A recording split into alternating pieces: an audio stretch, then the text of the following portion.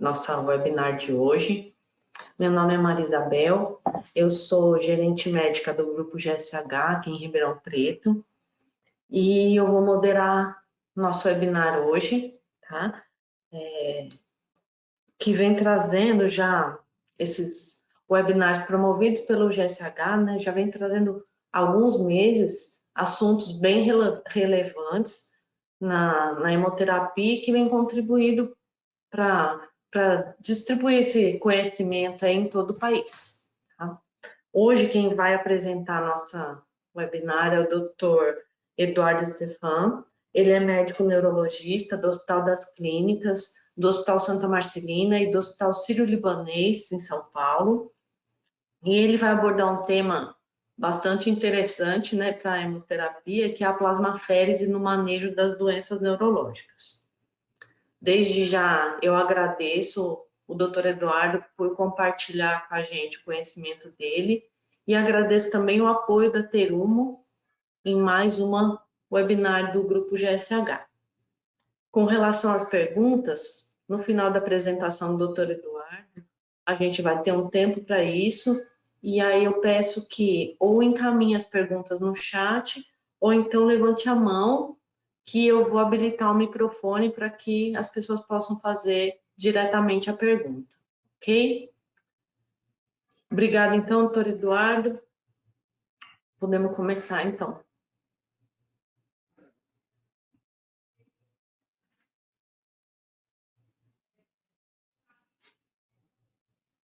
Bom, obrigado, Isabel, pela apresentação. Eu que agradeço o convite aí do Grupo GSH, né, e da Terumo, que está apoiando a aula. Bom, é um prazer poder falar desse assunto tão importante. Espero que o nosso público goste. Bom, a plasmaférese, eu acho que não é um segredo, todo mundo conhece, é um procedimento para troca de plasma, basicamente. Claro que sai plasma e retorna os outros componentes do sangue, basicamente, grosseiramente falando, é isso. O principal efeito da plasmaférese, principalmente falando em doenças imunomediadas, está na remoção de anticorpos, né, imunocomplexos, proteínas monoclonais, toxinas, que estão ali exatamente no plasma. Mais comumente usado é em distúrbios autoimunes ou imunomediados. E desse grupo, então, assim, a plasmaférese como terapia, ela é principalmente usada para distúrbios autoimunes e imunomediados, e nesse grupo de doenças, a maioria das doenças são doenças neurológicas, né, estatisticamente, de uso de plasmaférese e recomendações. Então, daí a importância, né, dessa aula. Não é só, né, retirada de anticorpos o efeito da plasmaférese. A gente vê que, claro, é um dos principais mecanismos de ação do tratamento, mas ele tem alguns outros efeitos imunológicos importantes. Ele promove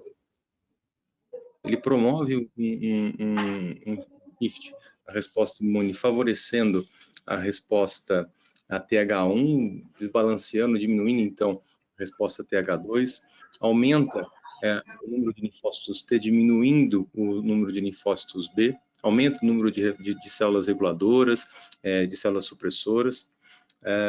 Há uma estimulação de proliferação de células B e de plasmócitos, deixando eles mais sensíveis à ação de imunossupressores. Então, esse é um outro efeito importante. Ele aumenta a ação de alguns imunossupressores, principalmente os que são que têm como alvo esse tipo de célula. Remove também imunocomplexos, né, o que ajuda a aumentar a função macrofágica, e remove também citocinas, né? Então, não é só retirada de anticorpos como é o efeito, vamos dizer assim, a função mais intuitiva que a gente pensa da retirada de plasma, né? Claro que quando você pode fazer plasmaférese retornando albumina ou então plasma mesmo, e quando você retorna plasma, você também devolve aí substâncias que às vezes está faltando no paciente que você está tratando. E aqui, então, a gente vai falar das principais doenças, né? Há muitas indicações, principalmente off-label, de plasmaférese para doenças neurológicas, como eu disse, geralmente, a maioria das doenças em que se usa plasmaférese para tratar, usando esse mecanismo imunológico, são doenças neurológicas, mas aqui a gente escolheu as principais, vamos dizer, as que mais têm evidências, que mais são uso no dia a dia. E a primeira que a gente tem que falar, de fato, é Guillain-Barré, né? Talvez aí a que mais tem evidência, uma evidência mais sólida do uso da plasmaférese dentre as doenças neurológicas. Então, o Guillain-Barré, a maioria das pessoas conhece, é uma doença, é uma polirreticuloneurite, então é uma doença inflamatória de raízes e nervos, pode causar desmineralização, pode ser um problema autoimune, né? Geralmente é um mimetismo molecular, né?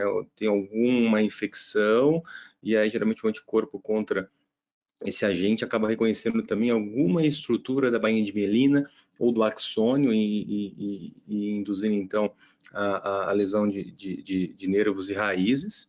Pode ser um padrão desmielinizante ou axonal.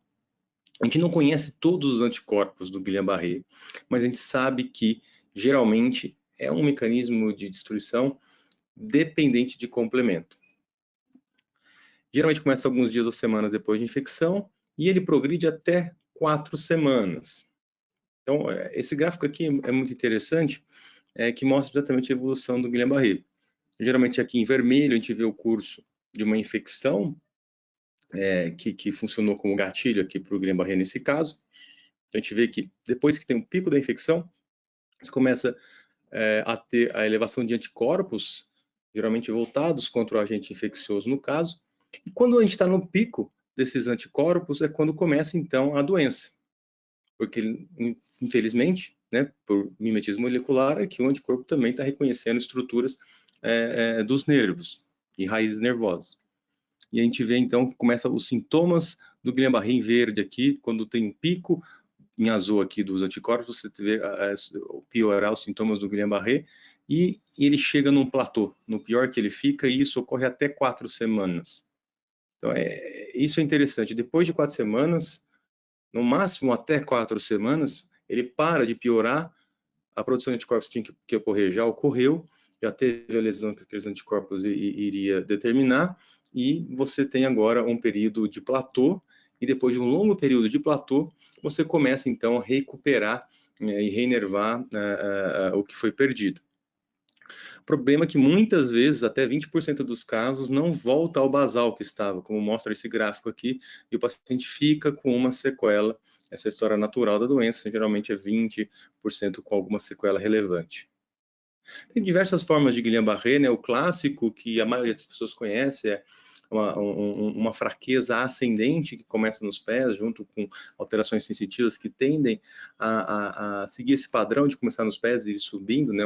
São sintomas ascendentes.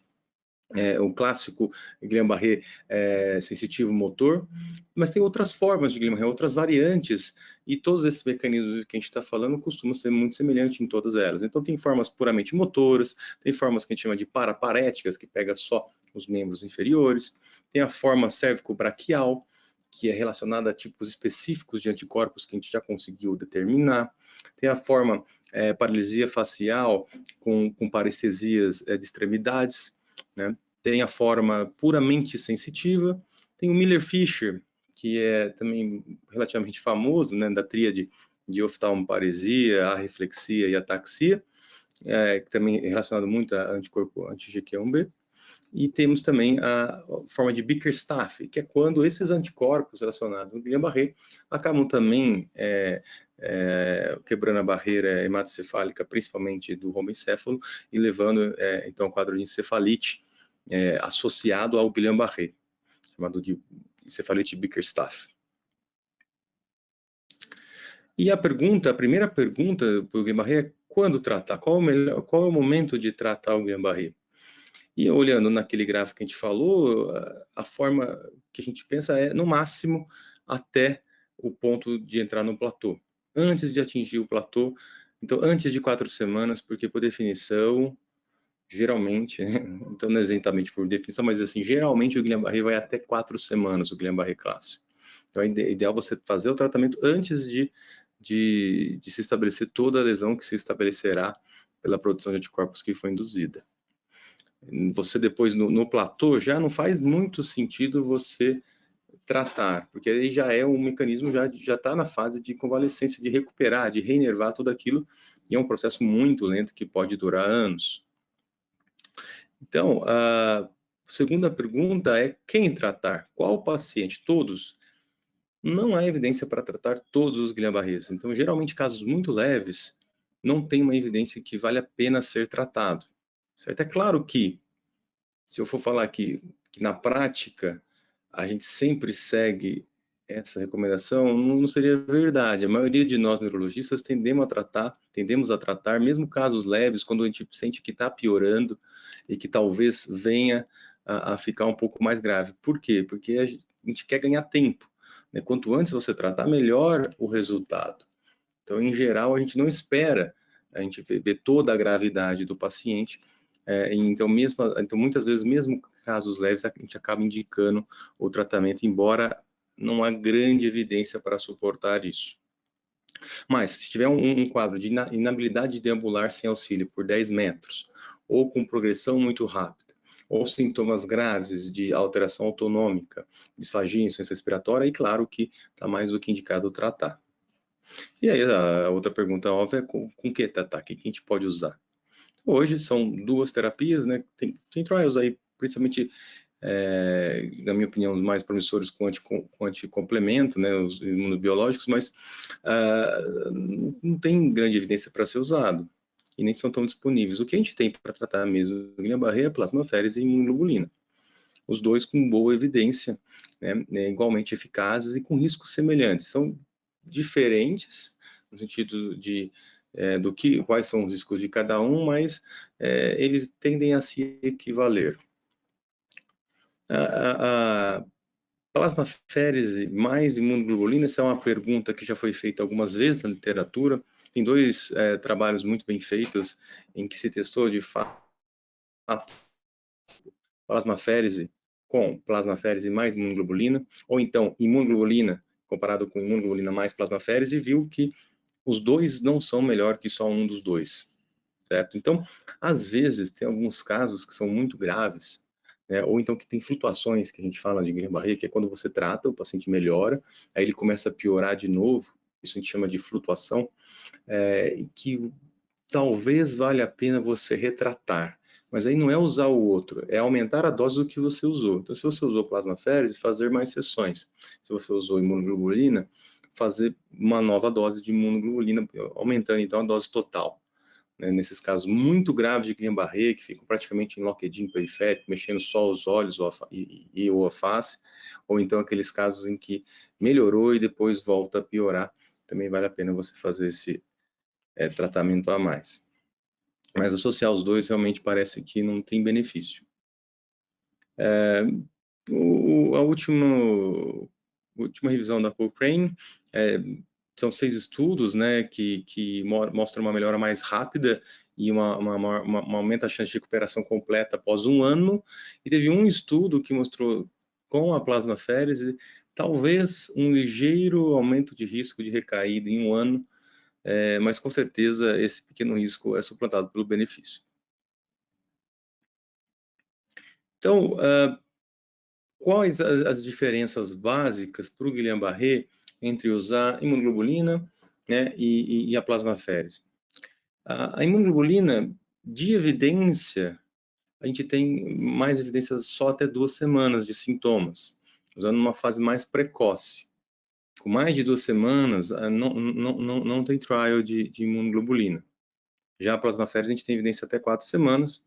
Claro que na prática clínica, muitas vezes a gente extrapola, como a gente considera os dois equivalentes, muitas vezes a gente extrapola essa evidência da plasmaférese para a imunoglobulina, e na prática clínica, muitas vezes, um pouco depois das 2 semanas, a gente acaba usando também imunoglobulina, dependendo da disponibilidade de cada serviço.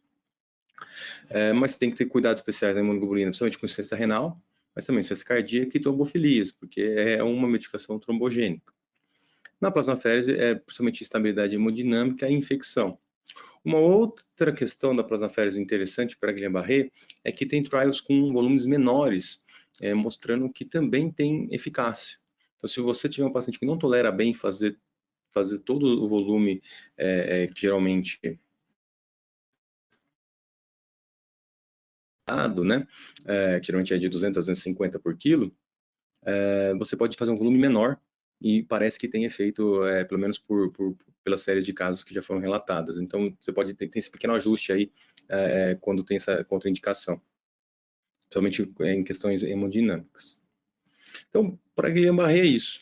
Agora, tem uma outra doença que é muito parecida com Guillain-Barré, que é o que a gente chama de polirradiculoneurite inflamatória desmielinizante crônica. Em português, PDIC. Tem muitos lugares que chamam de PDIC, mas o que eu mais ouço falar mesmo é CIDP, que é a sigla em inglês da mesma coisa. Que seria, assim, entre aspas, né, bastante aspas, mas é um Guillain-Barré crônico. Aqui é que é sempre desmielinizante, nunca axonal. Não é exatamente nunca, né? Mas se a gente pegar o CIDP clássico, é geralmente desmielinizante, é um ataque de células de Schwann, uma prevalência parecida com a do Guillain-Barré, mas uma incidência menor, mas é porque dura muito, né? É uma doença crônica. Ela pode ser basicamente de dois tipos, né? Pode ser progressiva, em que os déficits vão progredindo além de 4 semanas, por definição, mais do que 8 semanas. Entre 4 e 8 semanas, a gente fala que são formas intermediárias, né? E se parar ali, aí fica um Guillain-Barré mais atípico, e se depois o tempo mostrar que continua progredindo, a gente fecha como CIDP. Então, geralmente é uma progressão crônica dos déficits, ou então uma forma mais recorrente, que evolui mais ou menos em surtos com déficits, com momentos de déficit mais agudo. Alguns poucos casos começam de forma muito aguda, como um Guillain-Barré, evoluindo em dias muito, muito mal, enganando muitas vezes, parecendo um Guillain-Barré de fato, mas aí você vê que depois recidiva, ou então que depois continua progredindo e assume então a forma de CIDP. O diagnóstico geralmente é clínico, é um quadro geralmente sensitivo motor, com grosseiramente simétrico e que tem acometimento proximal e diminuição de acometimento proximal motor e diminuição de reflexo. Esse é o quadro clínico clássico. Mas claro que o que vai acabar fechando o diagnóstico é a eletrofisiologia e o líquor pode dar suporte, imagem também. A ressonância de plexo e raiz muitas vezes mostra sinais inflamatórios de quebra de barreira nas raízes, ou às vezes até engurgitamento, mostrando, dando suporte ao diagnóstico também. Assim como o Guillain-Barré tem suas variantes, né? Então o CIDP clássico, você vê alterações de desmielinização na eletrofisiologia, um quadro grosseiramente simétrico que tende a acometer os 4 membros. Aí você tem as variantes, né? Por exemplo, no CIDP, é muito, eu diria que praticamente não esperado, mas claro que tem um ou outro relato, mas assim, não se espera, por exemplo, uma insuficiência respiratória no CIDP, ou mesmo uma necessidade de sonda, como acontece no Guillain-Barré. Né? Então, é uma doença mais crônica, mas que geralmente não é tão ameaçadora à vida, mas sim com muita sequela.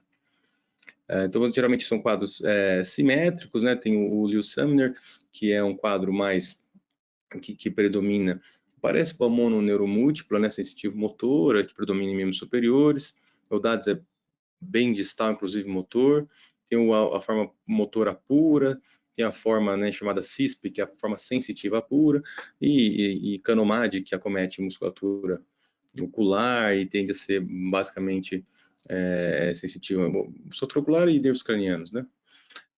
Então, são as subformas aí de CIDP, mas claro que o mais comum de todos é o CIDP clássico. Bom, o tratamento muda um pouco por quanto tempo você vai tratar e o esquema que você vai fazer é meio que uma coisa que você precisa adaptar a cada paciente. O que se tem mais evidência é a imunoglobulina, corticoide, plasmaféres, e muitas vezes o esquema básico de tratar CIDP, você começa a dose usual, estabiliza o paciente, atinge o platô de melhora e aí você tenta desmamar e ver se vai ser um paciente dependente do tratamento ou não. Se for dependente, você vai tentar descobrir qual é a menor dose que para ele naquele momento é suficiente para mantê-lo bem. Então, há vários regimes, né, tanto de corticoide como de imunoglobulina, que são os tratamentos mais usados para a CIDP, e a imunoglobulina, em geral, o mais comum na literatura, e eu acredito que seja o mais comum que se faça na prática, é você fazer uma indução com 2 gramas por quilo, você pode dividir em 5 dias, é a mesma dose do Guillain-Barré, e depois fazer 1 grama a cada 3, 6 semanas, e aí titulando e vendo o quanto mais você consegue espaçar ou diminuir a dose. A maioria dos estudos colocam o NT perto de 3, então é um bom tratamento de fato, mas nem todos respondem, e a ideia, né, dos últimos trabalhos, de uns 5, 6 anos para cá, é tentar descobrir o perfil de cada um. Né, quem que responde mais à imunoglobulina ou a corticoide, ou eventualmente até a plasmaférese. Então parece que aqui também os anticorpos não são todos descobertos, assim como no Guillain-Barré. Mas os que têm neurofacina e contactina, neurofacina 155 e contactina 1, parece que não respondem bem à imunoglobulina.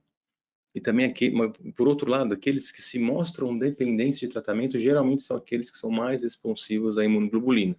Esses 2 dados a gente já tem.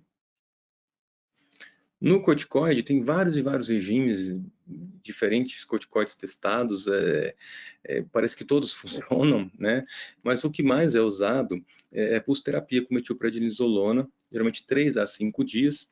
Como eu falei, geralmente aqui não há uma patronização boa da dose total, então você acaba ajustando a cada paciente, dependendo dos sintomas, das comorbidades e do quanto você espera que vai tolerar e quanto que vai ser o risco para aquele paciente. Mas o pulso parece ser melhor que o oral. Essa é a questão. Você fazer uma dose alta de metilprednisolona mensalmente parece que é mais eficaz do que deixar uma dose alta via oral contínua.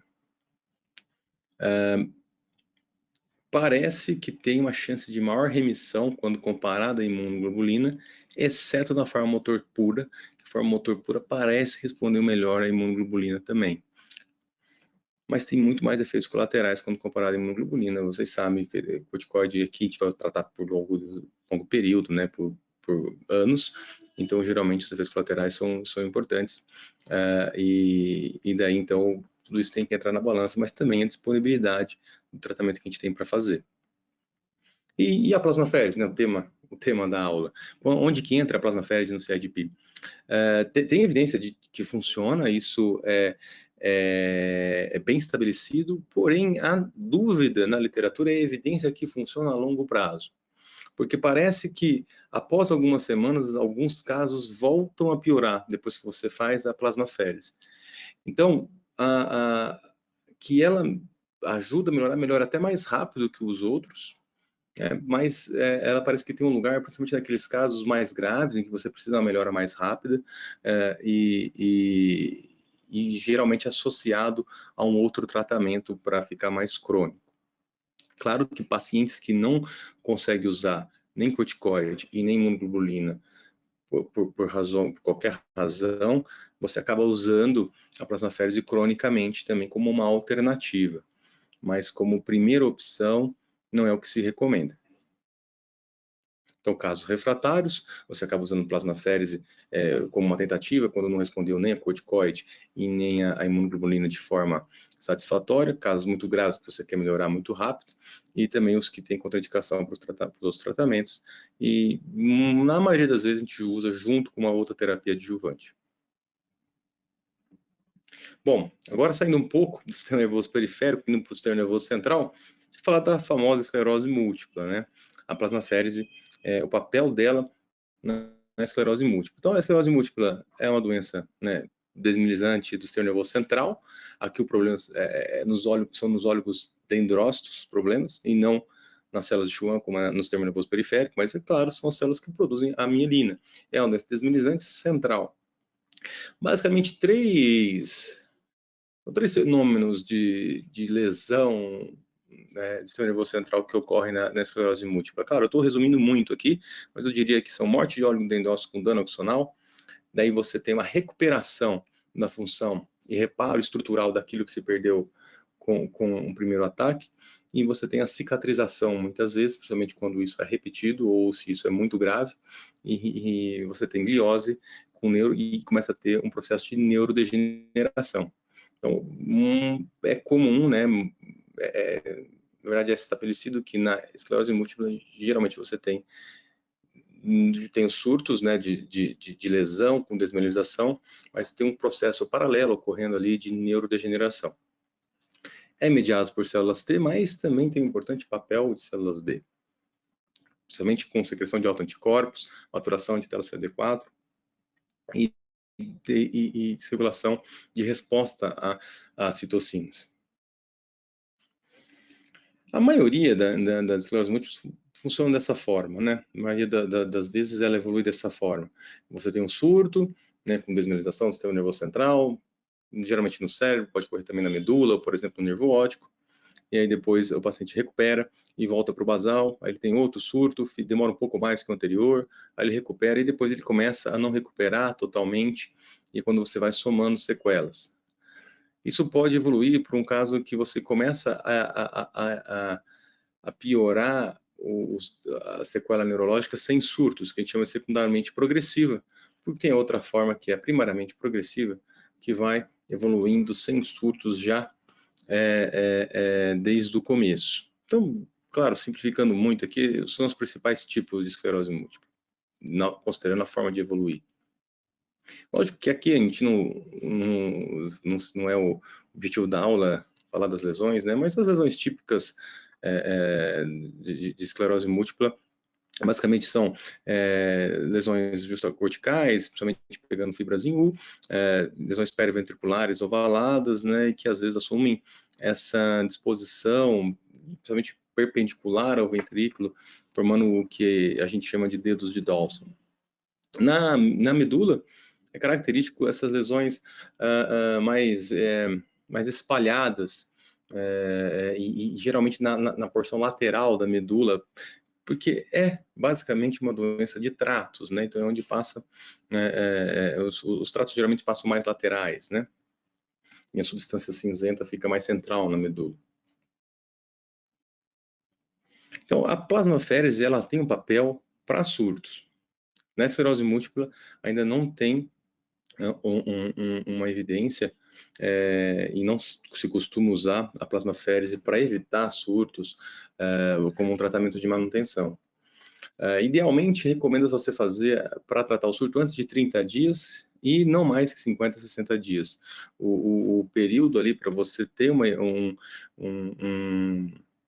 benefício parece ser menor, por exemplo, do que na próxima doença que a gente vai falar, nas doenças do espectro NMO. Ela tem uma resposta mais rápida que o corticoide, que é a terapia mais usada para surtos de esclerose múltipla, que é a metilprednisolona pulso, igualzinho, ou muito parecido com o que a gente falou de corticoide com pulso para CIDP, e também tem uma chance maior de resposta, ela é mais eficaz. Então, ela, além disso, tem comprovação que melhora muitos casos que não melhoraram com corticoide. Então, em casos refratários a corticoide, boa parte deles respondem a plasmaférese, e então ele acaba sendo usado para casos graves e refratários. Acaba sendo essa é a indicação da plasmaférese na esclerose múltipla. No surto, para casos um surto muito grave, ou então um surto que não melhorou completamente ou satisfatoriamente com corticoide. Agora, a neuromielite óptica, né, hoje em dia é chamado mais de doença do espectro neuromielite óptica, dentro da qual fica o que antigamente a gente chamava de doença de Devi. É um distúrbio autoimune, né, que agora aqui o problema é em outro lugar. São danos astrocísticos no sistema nervoso central, o que muitas vezes dá lesão, acometendo o que a gente reconhece como substância negra. Então não é uma doença tanto de tratos como é a esclerose múltipla.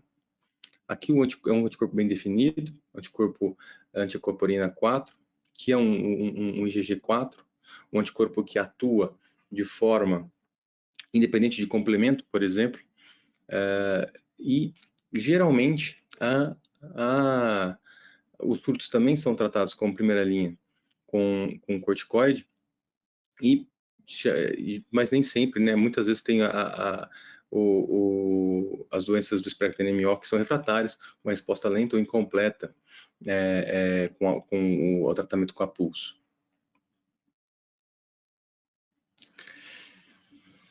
Resumindo, eu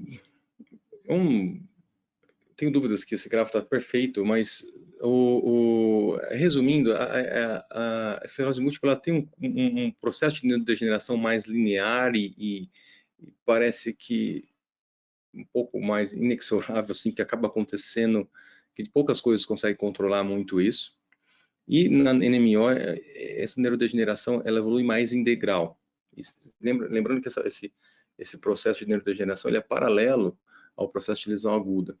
Na NMO ele não é tão paralelo, geralmente esses degraus estão ligados a surtos, né? Principalmente a surtos graves. Os surtos de NMO eles costumam ser mais graves do que o de esclerose múltipla e costumam cometer áreas maiores.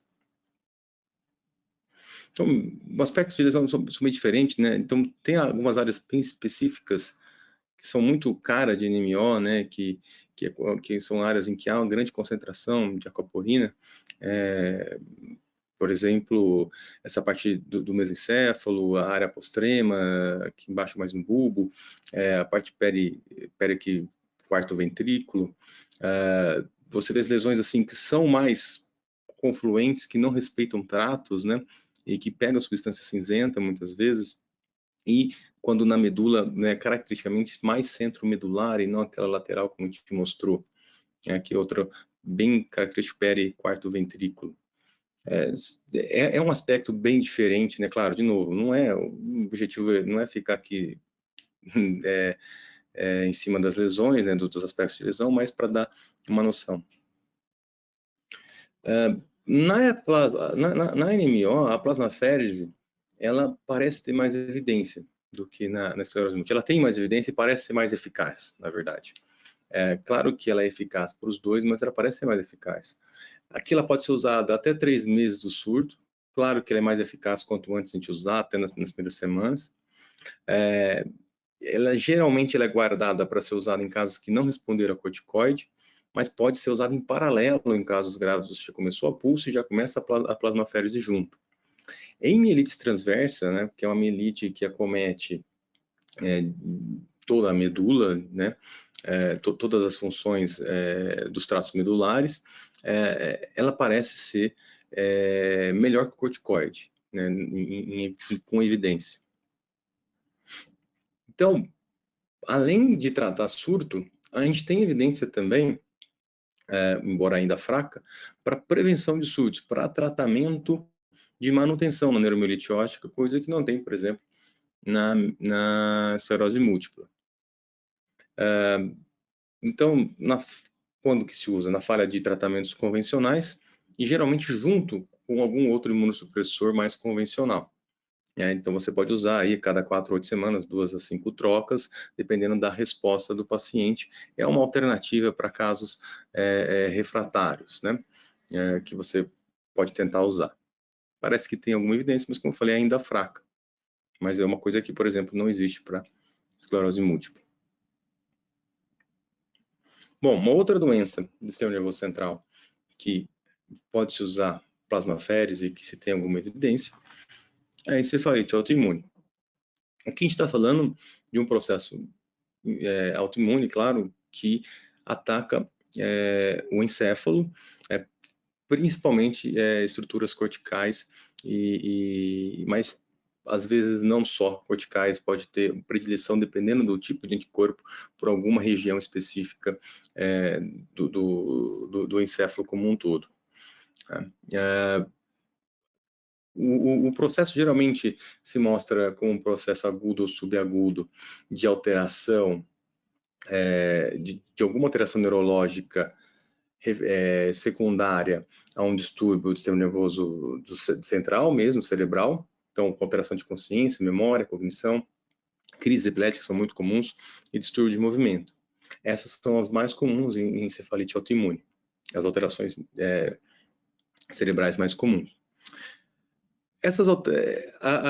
Elas variam muito, né? Um tipo específico de encefalite, ela tem um espectro fenotípico muito grande, geralmente, e há vários subtipos. Então, há vários subtipos e cada subtipo varia muito a apresentação. Isso pode tornar o reconhecimento clínico um pouco difícil. A importância de se conhecer as encefalites.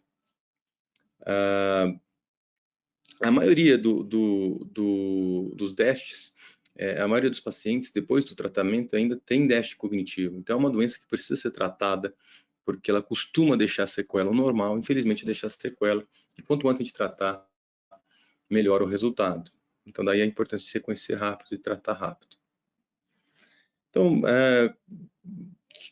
basicamente, né, dependendo do tipo de anticorpo, tem uma região mais acometida no sistema nervoso central. Então, por exemplo, a famosa encefalite anti-NMDA, ela costuma cometer córtex e também, né, ela está aqui, né, nesse outro grupo, cometendo também núcleos da base, e ela dá alterações referentes a isso. Um quadro, por exemplo, de distúrbios de movimento, alterações cognitivas. Você vê, por exemplo, a encefalite anti-VGCC, né, que costuma dar ataxia, e pode dar também alterações corticais, ela está nesse grupo. Então, dependendo do tipo de anticorpo que está causando a encefalite, tem uma região do sistema nervoso que vai ser mais acometida. E muitas vezes pode vir junto com mielite, como, por exemplo, anti-GAD ou antireceptor de glicina. Às vezes, a alteração é muito sutil, né? Como, por exemplo, essa aqui, que é um caso de anti-GL1, que você vê que é uma inflamação temporal, mesial, pegando mais hipocampo mesmo, né? E que responde a tratamento, e esse caso, no caso com epilepsia refratária, um caso bem típico e que respondeu ao tratamento. O tratamento pode ter alguma peculiaridade de um subtipo para o outro, mas, em geral, o que a gente vai falar aqui serve para todas as encefalites, assim, de uma forma mais grosseira, pelo menos como um raciocínio inicial. Geralmente, o tratamento de primeira linha, você usa o metilprednisolona, ou imunoglobulina, ou plasmaférese, ou ainda imunodissorção. A imunodissorção é um processo parecido com a plasmaférese, mas não é exatamente tudo que se tira na plasmaférese que se tira na imunodissorção. A plasmaférese parece tirar mais coisas, vamos dizer assim. Mas todos esses têm evidência. É claro que são evidências não tão robustas, mas tem alguma evidência. E de segunda linha, em casos que não melhoraram com esse tratamento de primeira linha, você pode usar rituximab e ciclofosfamida. Muitas vezes, antes de partir para a segunda linha, você associa dois desses de primeira linha, certo? Ou metilpred e imunoglobulina, ou plasmaférese e metilpred, enfim. Você pode usar dois de primeira linha em casos mais graves. Na maioria das vezes, né, o corticoide sozinho, só que é o mais usado, ele não é o suficiente para encefalite autoimune. Então, muitas vezes você tem que, ao menos, associar com outro de primeira linha, seja com plasmaférese ou imunoglobulina, parece haver um efeito sinérgico. Então, para casos graves, você já pode partir direto com essa associação, né, de metilpred e plasmaférese, e depois ainda associar a imunoglobulina. Parece que tem evidência de você já partir de uma forma mais agressiva com esses três tratamentos de primeira linha para casos que já surgem muito graves. E também, se não respondeu à metilprednisolona, parece, né, pelo menos por esse estudo que a gente citou aqui, que a plasmaférese é mais eficaz nesses casos que são refratários a corticoide. Se você tiver que escolher um. Mas também, se for um caso grave, o que a gente acaba fazendo é associar os dois. Primeiro a plasma e depois a imunoglobulina. Parece que na plasmaférese tem uma melhor resposta para casos que têm antígeno de superfície, como o anti-NMDA, por exemplo. E uma resposta pior para encefalites de antígeno intracelular, como, por exemplo, anti-HU. E agora, por último, a última doença que a gente vai abordar, a miastenia gravis, é uma das doenças que a gente mais usa e mais indica. Plasmaférese, mas, por outro lado, é a que menos tem evidência. Então, a miastenia gravis, ela é uma doença de junção neuromuscular, é um acometimento autoimune da junção neuromuscular, por conta da característica da junção neuromuscular, né, que é a conexão do nervo com o músculo. Então, alguns músculos são mais acometidos, principalmente musculatura ocular extrínseca e levantador da pálpebra, mas também, em segundo lugar, musculatura mastigatória e bulbar, e depois membros. Mais ou menos isso em termos de frequência de acometimento, por conta da característica da junção neuromuscular desses músculos. Esses são mais suscetíveis. Geralmente, o anticorpo contra alguma estrutura da junção neuromuscular, mais comum é o antirreceptor acetilcolina. 80% dos casos tem esse autoanticorpo. Então, aqui uma foto da junção neuromuscular, né, um nervo chegando aqui no músculo, aqui temos a sinapse, né, da junção neuromuscular. Então, a acetilcolina ela é secretada pelo nervo e vai se ligar no receptor de acetilcolina, que geralmente é o alvo do ataque imunológico, mas também tem formas cerca de 5 a 10% dos casos são anti-MUSC, que MUSC é essa proteína aqui, a proteína transmembrana que fica ligada ao LRP4. Esse complexo MUSC-LRP4 é responsável por organizar e manter a junção neuromuscular funcionante. Então, eles são muito importantes na manutenção. Então, o ataque nessa estrutura acaba desorganizando a junção neuromuscular e também então, levando a uma disfunção da junção neuromuscular. A alteração clínica mais característica de distúrbio da junção é a flutuação de sintomas. Então, são sintomas que melhoram e pioram. Hora está melhor, hora está pior. Piora com exercício, piora com algumas medicações, piora com variações hormonais. Então, essa flutuação de sintomas é a característica clínica de distúrbio da junção neuromuscular. E a miastenia gravis você pode tratar com plasmaférese, mas, como falei, é das doenças que a gente está falando aqui, provavelmente a que menos tem evidência. Não tem estudo randomizado controlado, apesar de ser uma doença que há muito tempo se conhece, como, por exemplo, comparado com as encefalites autoimunes, que foram recém-descritas, ou mesmo as doenças do espectro NMO, que a gente grupou elas dessa forma mais recentemente. A miastenia gravis, o anticorpo antirreceptor acetilcolina, foi descoberto na década de 90, no começo da década de 90. Mas, assim, a doença é rara e não há discordância entre especialistas no mundo todo quanto à efetividade da plasmaférese para a miastenia. Então, toda opinião de especialista é consenso que plasmaférese funciona para a miastenia gravis. Como consequência disso, todos os guidelines sempre trazem a plasmaférese como um tratamento para a miastenia gravis. Então, por isso que é muito difícil alguém fazer um trial para isso agora, né? Que sempre já há uma concordância que funciona, ninguém desconfia disso e já todo mundo já indica inclusive em todos os guidelines do Japão, guideline da Inglaterra, da Europa, porque a Inglaterra faz um guideline separado da Europa, da sociedade americana, e mesmo, como eu vou mostrar, no PCDT do Brasil, né? Inclusive que no PCDT é aprovado pela Conitec, então previsto para ser disponível pelo SUS. Então, é uma coisa que não se tem muita dúvida. É uma doença rara, difícil fazer trial com miastenia, por diversas peculiaridades da doença, inclusive por ela ser rara. Então, dificilmente alguém vai investir nisso. Então, a gente vai continuar com esse nível de evidência por muito tempo, provavelmente. E como que a gente recomenda?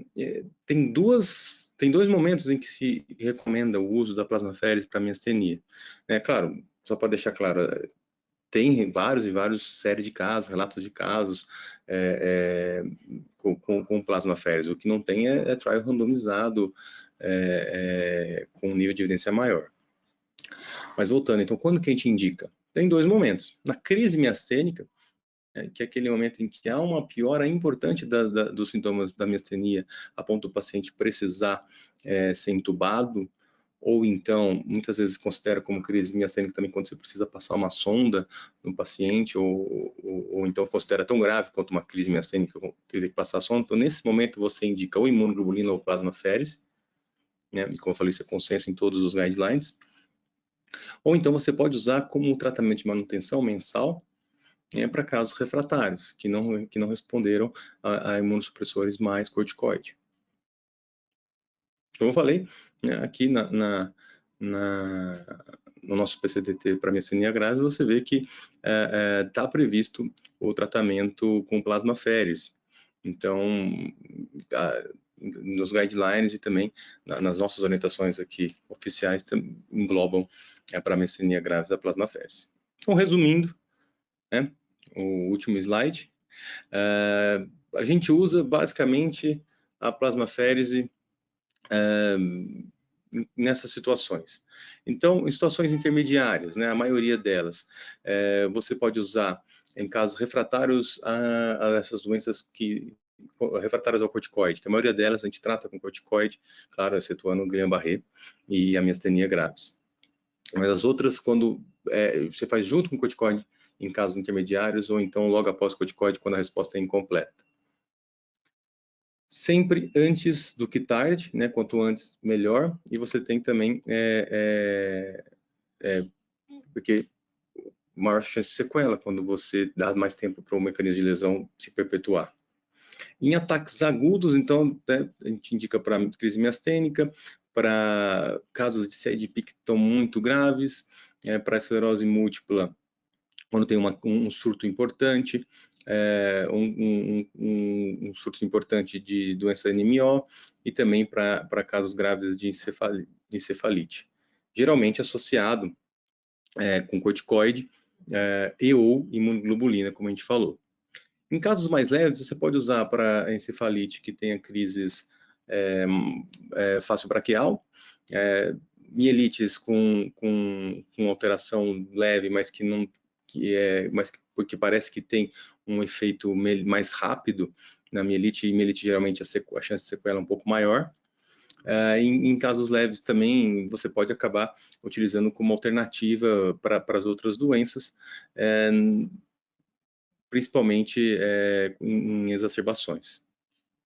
E para tratar como tratamento de manutenção, a gente usa mais quando tem falha terapêutica ou muito efeito colateral com as outras indicações, ou que você não consegue por acesso por questões financeiras ou outras questões. Então é isso. Espero que tenha conseguido cobrir os principais pontos. Acho que agora a gente abre para perguntas. Eduardo, eu vou fazer as perguntas que estão chegando aqui para a gente, né? Nós já temos 2 perguntas no bate-papo aqui. Eu agradeço desde já, né, as perguntas, e as 2 são do Joselito Brandão. A primeira, ele pergunta que, com a depressão do fibrinogênio pela plasmaférese, qual a sua conduta? Aguardar o paciente recuperar naturalmente, que isso pode demorar uns dias, ou repõe o fibrinogênio? Se repõe, se você utiliza hemocompletan ou crio precipitado. Bom, se eu reponho ou se aguarda recuperar. Isso depende em que momento a gente está e da gravidade do surto, e se eventualmente a gente pode substituir. Né? Geralmente, assim, na prática clínica, em geral, né, muitas vezes, por diversas razões, a prática não sai exatamente, né, como as evidências mostram. Então, muitas vezes a gente usa a plasmaférese mais para casos graves mesmo. Então, a gente já está no momento que o que a gente precisa de fato, ou está muito preocupado com o surto. Então, em geral, na maioria das vezes a gente pede para repor, mas eu confesso que geralmente eu deixo essa escolha de como repor para o pessoal da hemato, que geralmente acompanha a gente junto. Aliás, você poderia dar sua opinião, né, Isabel? Não, sim, nos pacientes que a gente trata aqui, né, a gente tem um volume até bem significativo de plasmaférese na neurologia. O que habitualmente eu faço o coagulograma e avalio a parte de se tem alguma alteração de coagulopatia do paciente antes de começar e vou seguindo com TP e TTPA 24 horas pós-sessão. Habitualmente, esses pacientes apresentam correção do TTPA que não justifica a gente repor nem o fibrinogênio, nem a hemocompletan, e avaliar clinicamente mesmo se o paciente vai ter algum sinal de sangramento. Habitualmente, a gente não repõe. Se inicialmente o paciente já tem uma coagulopatia, a gente acaba discutindo o fluido de reposição, né, com plasma em vez de albumina, para evitar a piora dessa coagulopatia. Eu acho que é essa a nossa rotina aqui. E se tiver que repor, geralmente, qual que é a preferência? Assim, uma vez que precisa repor... Se precisar, o que a gente tem disponível mais fácil é o crio precipitado, né? Mas... O que eu vejo, geralmente, é isso. Assim, não é exatamente a minha área, mas, como eu falei, geralmente a gente deixa para o pessoal da hemato decidir, mas, em geral, eu vejo eles indo mais para crio mesmo. Assim, eu nunca precisei repor efetivamente, né? Assim, todos os pacientes que eu peguei que já tinham um distúrbio de coagulação prévia, a gente fez troca com plasma em vez de albumina, sem ter nenhuma intercorrência e com uma normalização do coagulograma. A segunda pergunta que eu tenho aqui também é do Joselito, né? Perguntando se nas suas decisões de prescrever plasmaférese são baseadas na sua experiência ou você considera as categorias de indicação sugeridas pela Associação Americana de Banco de Sangue da ASFA. Não, a gente costuma seguir uma linha de raciocínio parecida com o que eu apresentei mesmo. É claro que, às vezes, o que altera a nossa linha de raciocínio não é exatamente a nossa experiência, mas é a disponibilidade, né? Porque, assim, muitas vezes a gente esbarra no obstáculo, principalmente em grandes hospitais públicos, de não ter tão disponível quanto a gente gostaria a plasmaférese. Então, às vezes, a gente deixa de indicar por isso.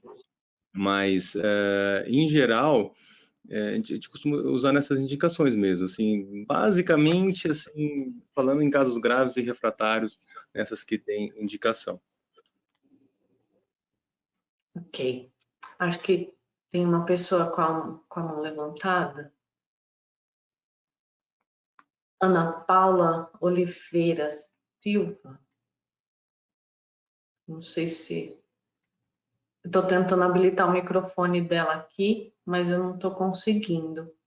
Se puder mandar a pergunta no chat para a gente, ok? Bom, tem mais uma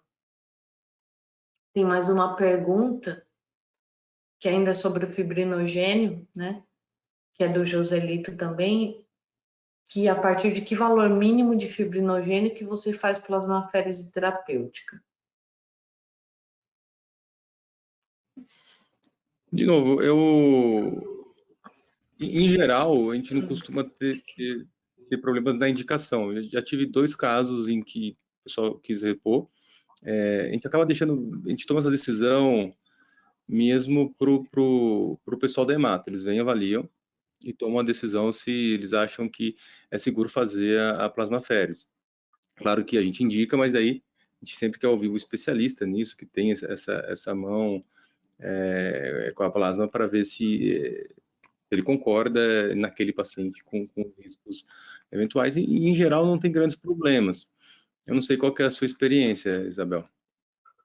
Na verdade, aqui a gente nunca pegou nenhum caso que precisasse repor, né?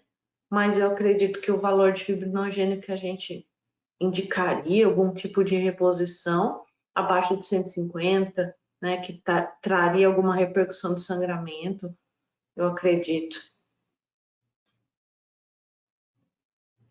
Bom, deixa eu ver se tem mais alguém aqui com a mão levantada, mais alguma pergunta. Na verdade, eu tenho uma pergunta. Ah, ótimo. Peraí, deixa eu ver aqui. Será que a Ana Paula desistiu da pergunta? Então, eu não achei mais ela aqui com a mão levantada. Eu estava tentando habilitar o microfone, mas tudo bem. Tem, antes de eu fazer a minha, tem uma outra pergunta. Antes disso, o Joselito está mandando mensagem falando que ficou claro, né? E agradecendo a aula e obrigado pela aula. Com relação ao tempo, doutor Clarafelli, interrupção do mesmo, em caso de resposta ótima. Deixa eu ver aqui. Boa noite, obrigada pela aula. Com relação ao tempo de plasmaféresis, interrupção do mesmo, em caso de resposta ótima antes do término das sessões programadas, o senhor mantém até o término ou considera interromper? Essa pergunta, desculpa, é da Marcela. Ótima. A pergunta que eu faria assim é quão ótima? Se for ótima, 100% ótima, assim, voltou ao normal, e geralmente eu gosto de fazer um exame para garantir que não tem atividade inflamatória. Por exemplo, se for uma mielite, agora se for uma outra indicação, geralmente a gente interrompe. Assim, se for um Guillain-Barré que recuperou totalmente, né, ou uma miastenia que recuperou totalmente, a gente acaba interrompendo.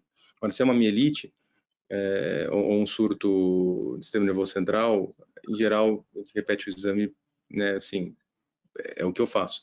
Eu repito o exame para garantir que não tem realmente atividade de doença. Se tiver, eu termino geralmente 5, 6 sessões, pelo menos. Tá. A outra pergunta é da Karina Pires. Ela também pergunta, de um modo geral, quais os critérios para suspender ou manter as sessões de plasmaféresis nas doenças neurológicas. É parecido com a outra pergunta, né? Eu acho que se o paciente começar a estabilizar muito,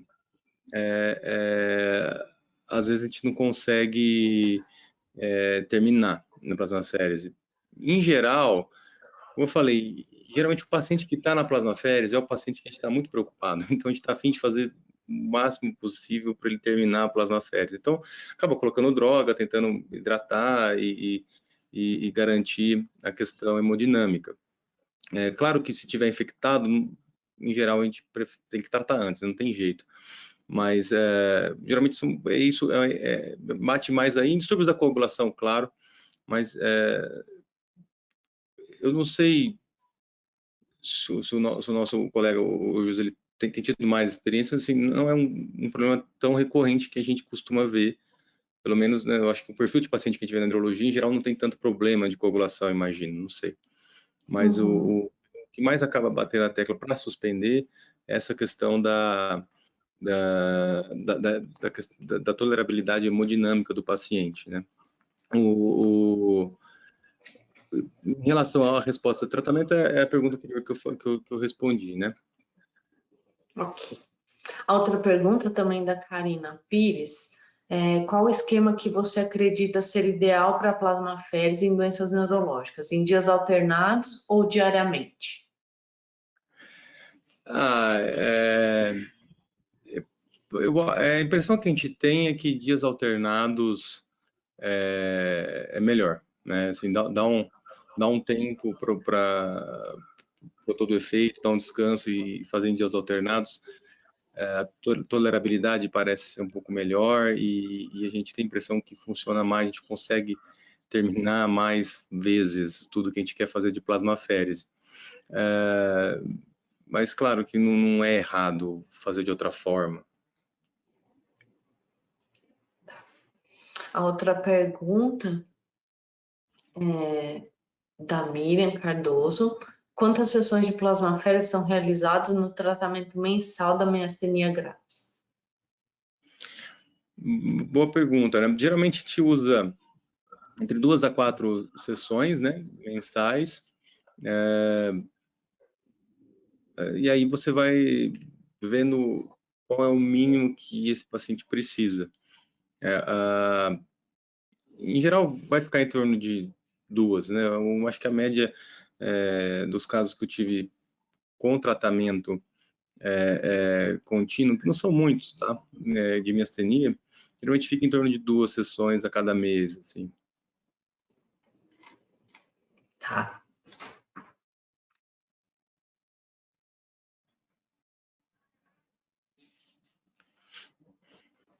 Deixa eu achar outra pergunta.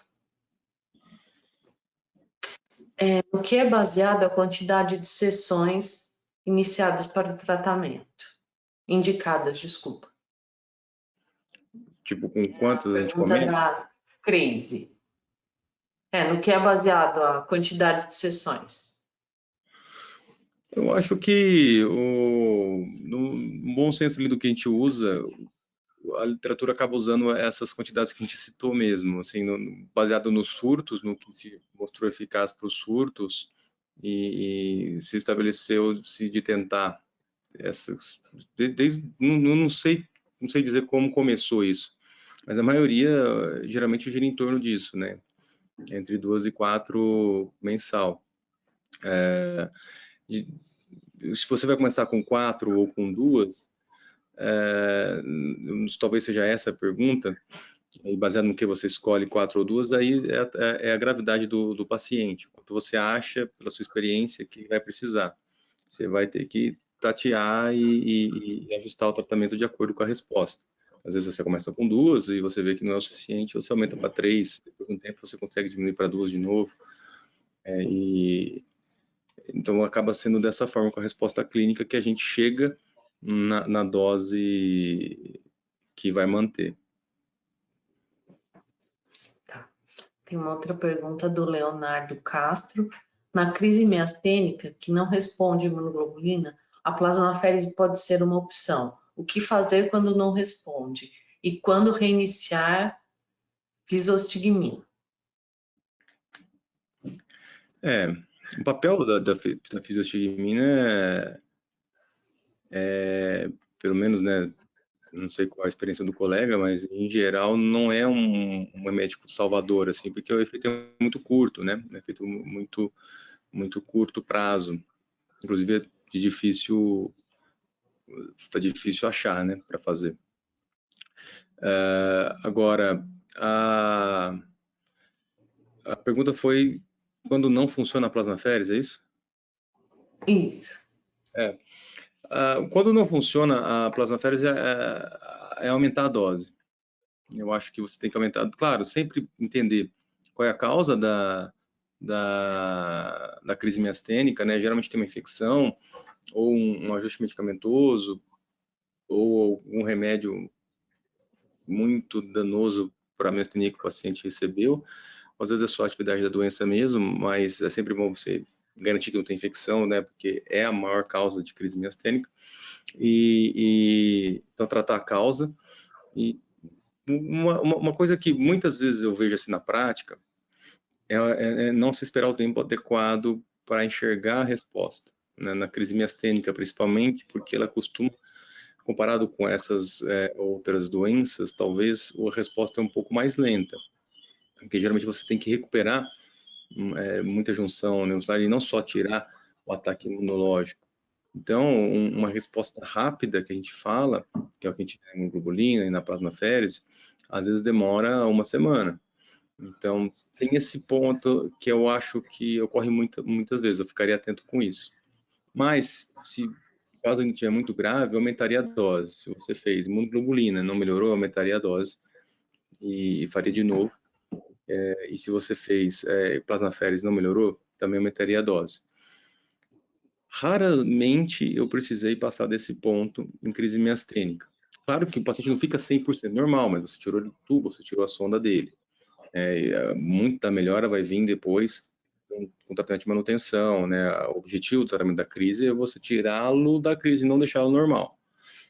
Então, assim, quando eu precisei, o último caso que a gente teve assim, que a gente acabou fazendo ciclofosfamida, melhorou.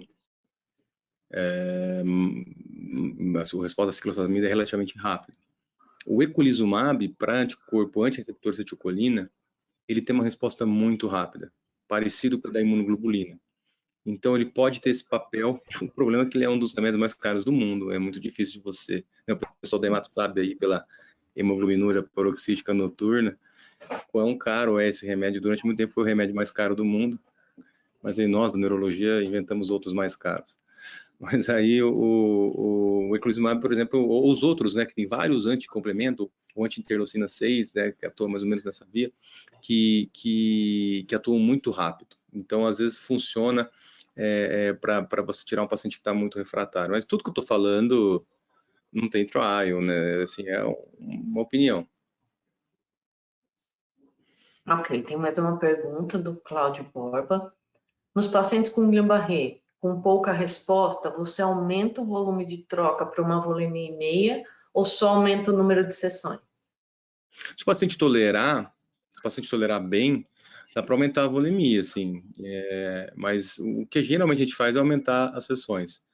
A pressão que eu tenho, assim, só minha, assim, não estou falando de nenhum trial, nada, é que aumentar a sessão é melhor, tá? Aumentar o número de sessões. Ok. Tem mais uma pergunta. Vocês observam na neurite ótica durante a plasmaférese e hipotensão? Temos observado um aumento expressivo de neurite e mielite aqui no Hemocentro de Rio Preto. Vocês também observaram esse aumento? Eu não, assim, sinceramente, Desculpa, a pergunta é da Elaine Moreira. certo. Obrigado, Elaine, pela pergunta. Da minha cidade natal, Rio Preto. Eu pessoalmente não percebi um aumento expressivo. Se você perguntar a mim, nos últimos 2 meses você viu mais mielite e neurite? Eu vi, mas assim, não é o mês que eu mais vi na minha vida. Mas vi mais do que os meses anteriores, os 6 meses anteriores, verdade. Mas assim, não é o mês que eu mais tive contato com esse tipo de doença na minha vida. Então, essas coisas, imagino eu que tenha uma certa oscilação de frequência mesmo, por coisas que a gente não entende direito. A outra coisa que é a hipotensão, né? Então, eu tenho uma paciente, não sei se é dela que ela está falando, tem uma paciente de um colega meu que está tratando agora de neurite lá em Rio Preto, uma neurite grave, e que a gente está fazendo plasmaférese, e que ela fez hipotensão. Fora ela, eu tive um outro paciente também, mas não era nem neurite, era mielite mesmo. Mas, assim, não vejo uma tendência maior em neurite. Foi essa a pergunta, Isabel? Desculpa. A tendência de hipotensão maior em neurite, é isso? Isso. Durante as sessões, né? Não tenho, não tenho essa impressão, não. Mas eu vou ficar atento. Aqui eu também já aconteceu, mas também já aconteceu em outras doenças, eu não consegui estabelecer uma relação dos pacientes que a gente viu aqui. Ok, tem uma outra pergunta do Oswaldo Neto. Quando o paciente não tem resposta à programação inicial de 5, 6 sessões, até quantas sessões devemos prolongar? Imagino que o efeito de redução de anticorpos se torna cada vez menor. Sim, concordo. Costumo fazer até 7, 8 no máximo. Eu não passo disso. Assim, não tenho também conhecimento de alguma evidência para mais que isso, sinceramente. Também não, que pelo menos da parte de hemoterapia, né, o que a gente vê que as 3 primeiras sessões são as que conseguem tirar maior quantidade de anticorpo, né? E as demais, essa quantidade acaba sendo um pouco menor. Mas, enfim, também não tem nada muito estabelecido de quanto estender, né? Claro, a gente vai na opinião dos especialistas, geralmente, né? E geralmente tentam usar algum bom senso. Mas, em geral, fica em torno de 7, eu acho. Né? 7, 8, assim... Eu não lembro quando que eu fiz 8 para um paciente, sinceramente. Mas talvez eu faria se fosse um paciente que estava respondendo, mas ainda não tudo, e é muito grave, se está tolerando bem. Mas, assim, aí começa a perder um pouco o sentido, né? Tem uma outra pergunta do Joselito. Se você notou algum aumento de distúrbio neurológico que possa ter relação com o Covid ou com a vacina? Ah, que pergunta polêmica, hein, Joselito? Obrigado por todas as perguntas, mas essa foi polêmica. Porque assim, veja, a gente não quer falar nunca contra a vacina, né? Sabe, toda vacina tem efeito colateral e doença autoimune, vacina e infecção funcionar como um trigger é comum, né? Assim, eu acredito que o coronavírus não deva ser exceção, né? Então, assim, já vi minhas... Claro, veja, é difícil você provar causa-consequência, né? Você, numa pandemia, qualquer um que tiver uma doença, a chance de ser pós-vacina ou pós-Covid é muito alta, né? Assim, e assim, então, assim, a incidência de alguma doença maior, sinceramente, assim, nada que me saltou aos olhos e em geral, quando eu converso com outros colegas, também ninguém está muito espantado com nada, como por exemplo no Zika vírus, quando teve um monte de Guillain-Barré, que foi uma coisa meio que todo mundo assustou um pouco. Assim, não assustou, mas percebeu que era uma coisa que a gente não estava acostumado a ver aquela quantidade.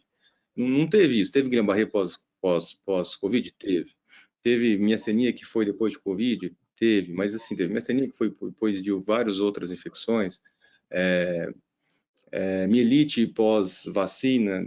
Teve também. Mas assim, é um caso ou outro, um colega que falou que viu.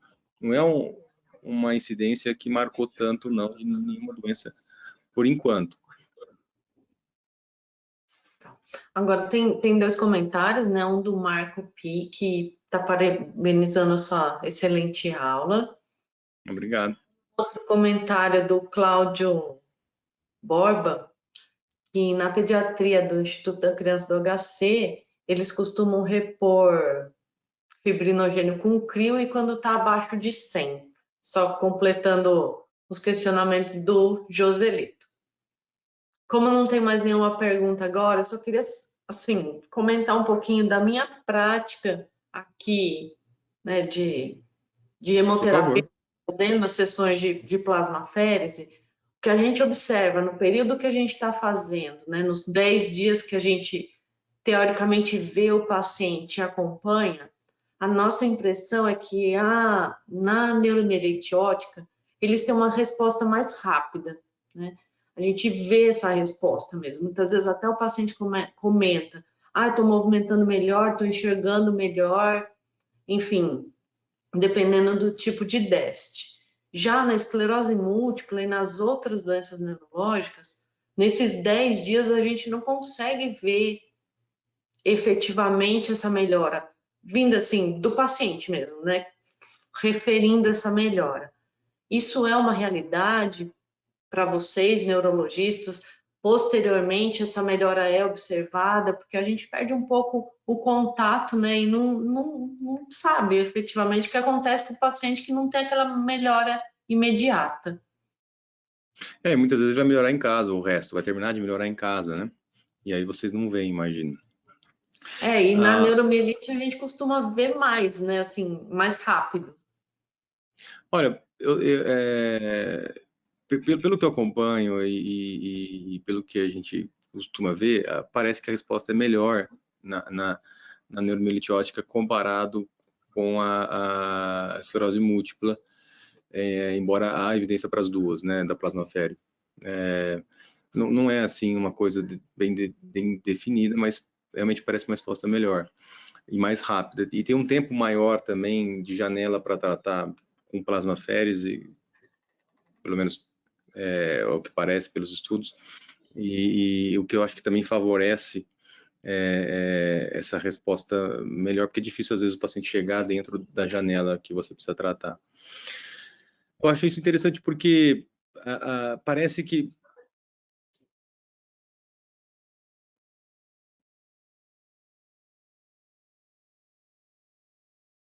doenças IgG4 respondem melhor à plasmaférese, né?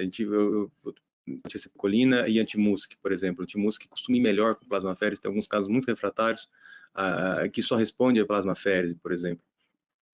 Então, eu não sei se tem a ver com isso, né, de ser uma doença mais dependente de anticorpo, porque o IgG4 costuma ter um mecanismo imunológico mais, vamos dizer assim, centrado no anticorpo, então talvez tenha a ver com isso, porque a neuroetiológica e a antimúsculo são IgG4, né? Então talvez seja por isso, imagino. Mas funciona para as duas, né? Mas eu também, a gente tem, pelo que eu vejo na literatura e pelo que a gente vê no dia a dia, parece que tem essa tendência mesmo. Mas em geral, a gente usa independente do diagnóstico, e também muitas vezes o paciente chega num surto que você não tem um diagnóstico. É um surto grave que às vezes ainda não deu tempo de você estabelecer se é uma esclerose múltipla, se é um NMO, se é um antimog. A gente nem abordou antimog, mas e aí você tem que tratar. E você trata com um surto grave, né? Como, em geral, com corticoide e plasmaférese ou imunoglobulina. Tá ótimo. Acho que aqui no nosso chat não tem mais nenhuma pergunta. Não tem ninguém com a mão levantada. Se alguém quiser se manifestar, acho que é isso. Então, eu quero agradecer, Eduardo, assim, pela aula. Realmente ajudou bastante a gente nos conhecimentos aí da parte neurológica e quando indicar, enfim, foi muito bom. Queria Que bom. agradecer também a Terumo pelo apoio e a todos que participaram. Foi um prazer, viu? Muito obrigada e boa noite a todos. Boa noite a todos. Obrigado, Isabel.